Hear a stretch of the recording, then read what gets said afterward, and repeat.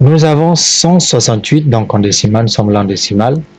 168 qui va correspondre à, voici, nous avons 10 dans les 4 premiers bits. On vérifie. 10 dans les 4 premiers bits, ok. Et nous avons 1000 aux 4 derniers bits. Donc 1000 aux 4 derniers bits. Là, nous sommes au top. Donc tout va bien. On a bien converti notre décimale en binaire. On passe au suivant. Donc le numéro 1. Donc le 1 qui est en décimale. Attention. Ici, c'est en décimale, donc tout le reste est en décimale.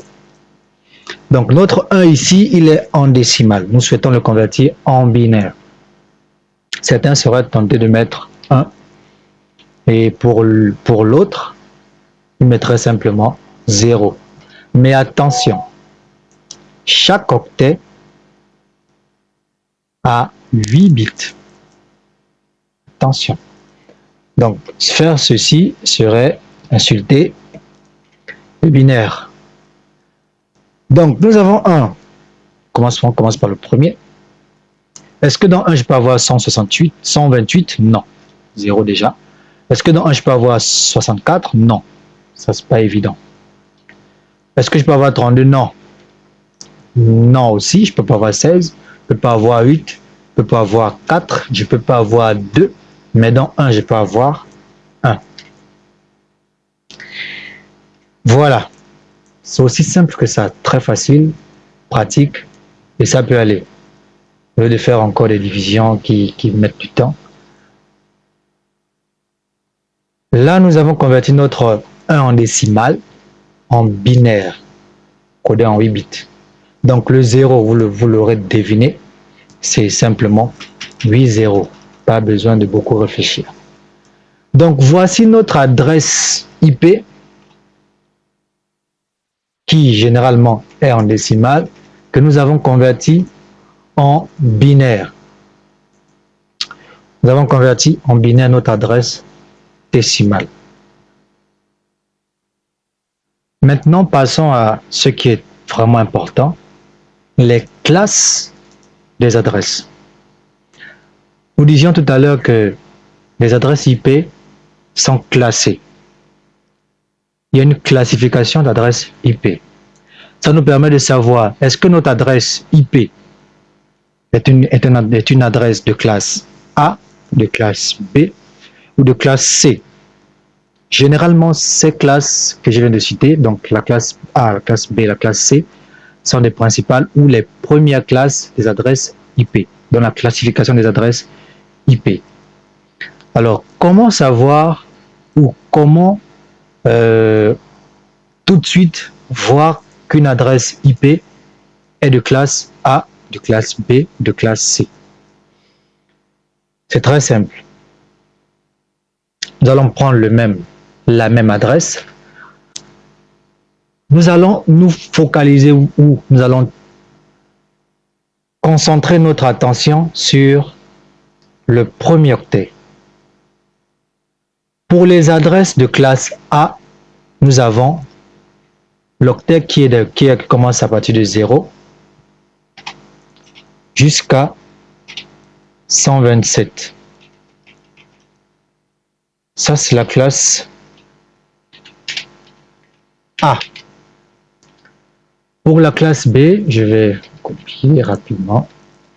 Donc, nous avons 3 classes. Pour la classe B,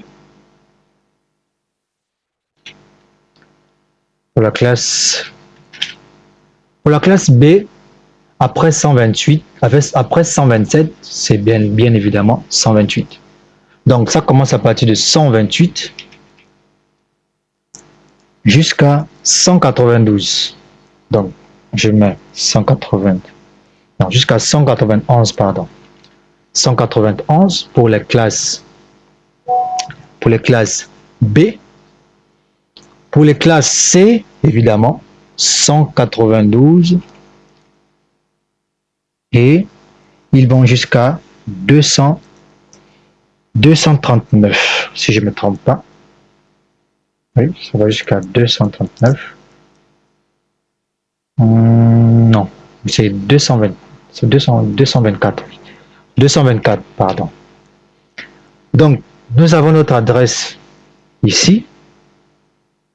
Non. C'est 223. Voilà. Nous avons notre classification d'adresse ici. Donc, pour notre adresse, nous avons l'adresse 192.168.1.0. Alors, cette adresse est de quelle classe? Elle est évidemment de classe C. Pourquoi? Parce que le premier octet correspond au premier octet de cette adresse. Si j'avais mis l'adresse 10, j'aurais compris tout de suite que c'est une adresse de classe A, parce que 10 est compris entre 0 et 127.